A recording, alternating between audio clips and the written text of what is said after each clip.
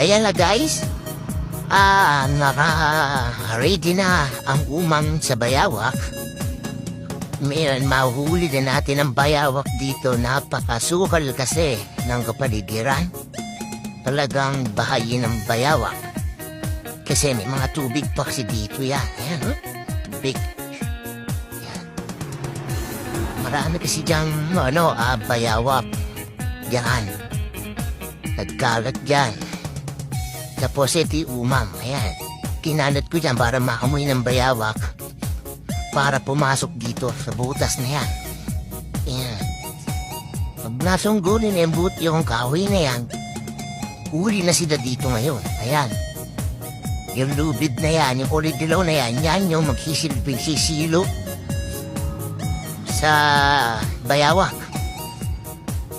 Ngayon, pag pitik niyan, siyempre, pagka nagalaw yung kahoy na to, pipitik na yun yan, papalo yan, mahuhuli naman yung bayawak. Ayun yung umam ko yun, yung mga pain. Ayan. Mga pinagbalatan ng palaka.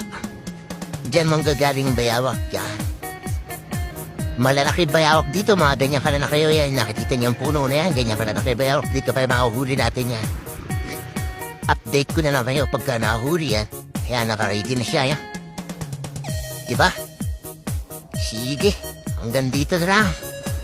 Balita na lang ha, babalitaan ko na lang kayo. Bye-bye! Ayan na guys. Naka-ready na ang umang sa bayawak.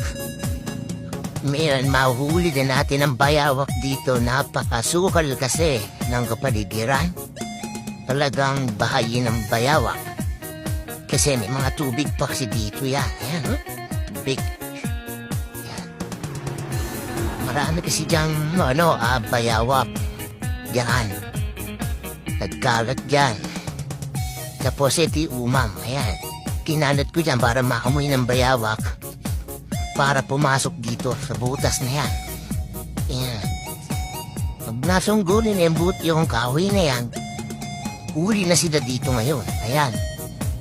Yung lubid na yan, yung oridilaw na yan, yan yung magsisilbing sisilo sa bayawak. Ngayon, pag pitik niyan, siyempre, pagka nagalaw yung kahoy na to, pipitik na yun yan, papalo yan, mahuhuli naman yung bayawak. Ayun yung umam ko yun, yung mga pain. Ayan. Mga pinagbalatan ng palaka. Diyan mong gagaling bayawak, yan. Malalaki bayawak dito, mga ganyan pala na kayo yan, nakikita niyo.